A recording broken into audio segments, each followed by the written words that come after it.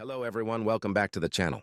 Today's update focuses on the rapidly escalating situation between Ukraine and Russia, following a new wave of missile strikes that has once again pushed tension to dangerous levels. Over the past few days, multiple Ukrainian regions have reported heavy bombardment, with critical infrastructure once again becoming a primary target. Power stations, military supply hubs, electrical substations, and transportation networks faced intense strikes during night hours, leaving thousands without electricity and worsening the already dire humanitarian situation.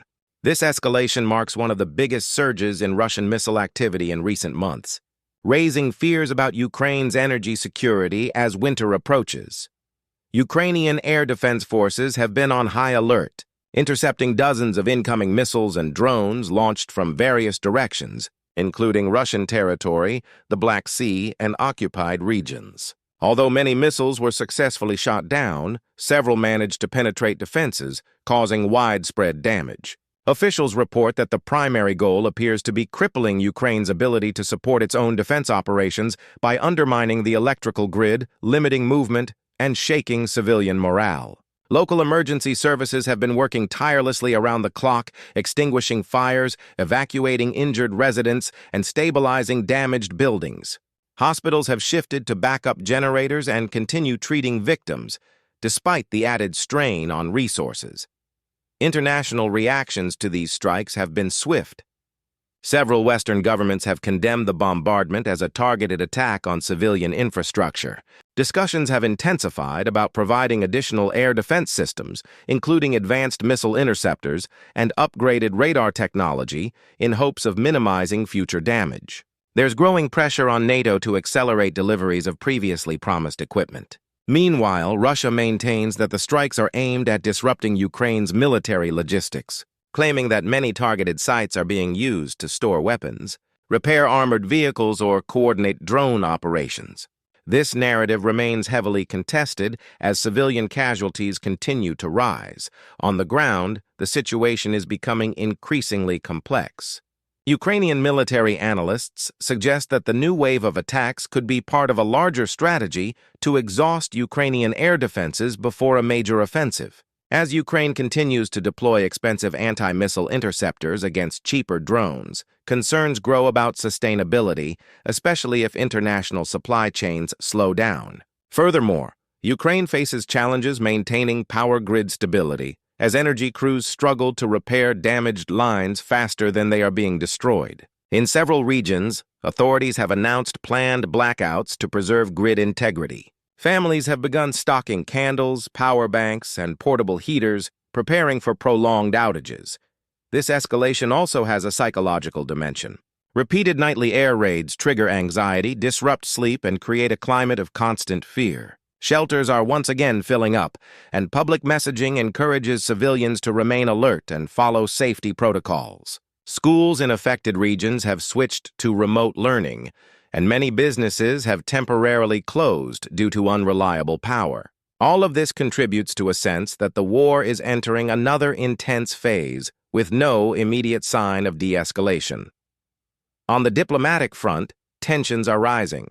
European leadership has called for emergency meetings to address the growing crisis, debating additional sanctions and strategies to financially pressure Moscow. Energy prices are fluctuating, reflecting uncertainty and fear of further disruptions. Meanwhile, humanitarian organizations are warning that continued attacks on power infrastructure during winter could lead to severe health risks, especially for the elderly and young children. Aid shipments, including portable generators and medical supplies, are being prepared, but delivering them safely remains a challenge due to active combat zones.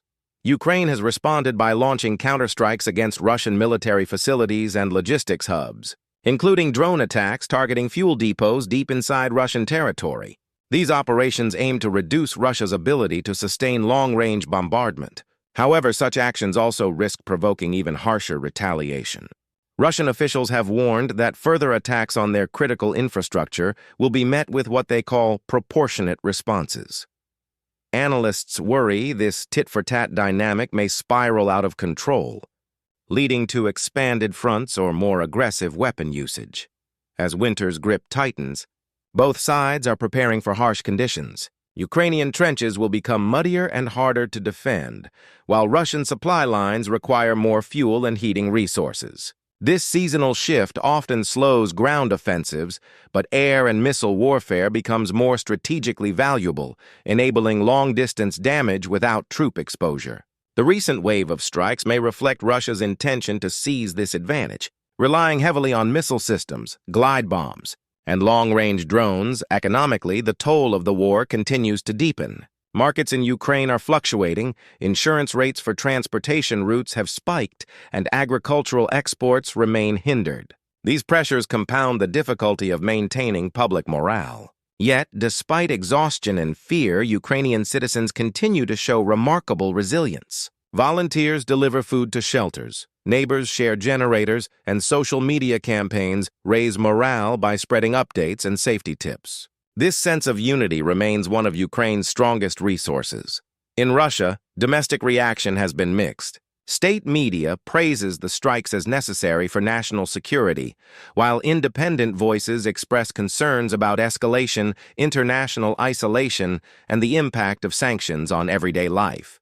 Reports suggest that Russian industries are struggling to keep up with ammunition and drone production demands, leading to increased reliance on foreign imports. This leaves many wondering how long Russia can sustain such high-intensity bombardment without harming its own economic stability. Looking ahead, military experts caution that the next few weeks could be decisive.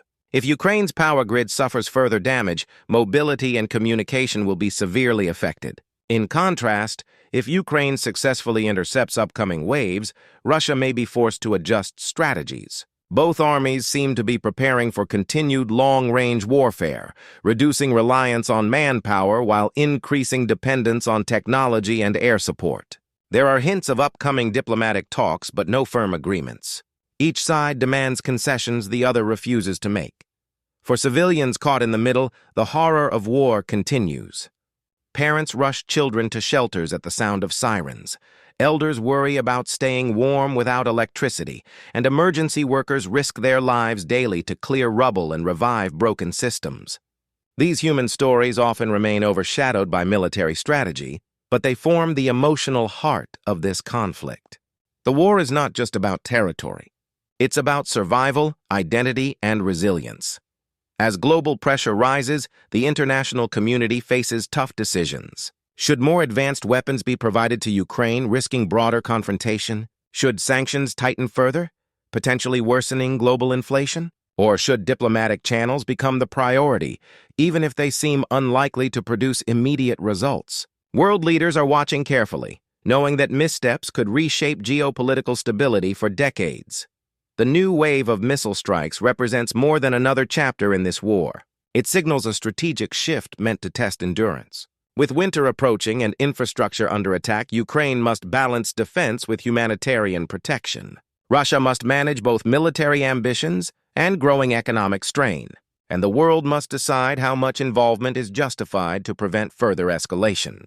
As updates continue to unfold, one thing is clear.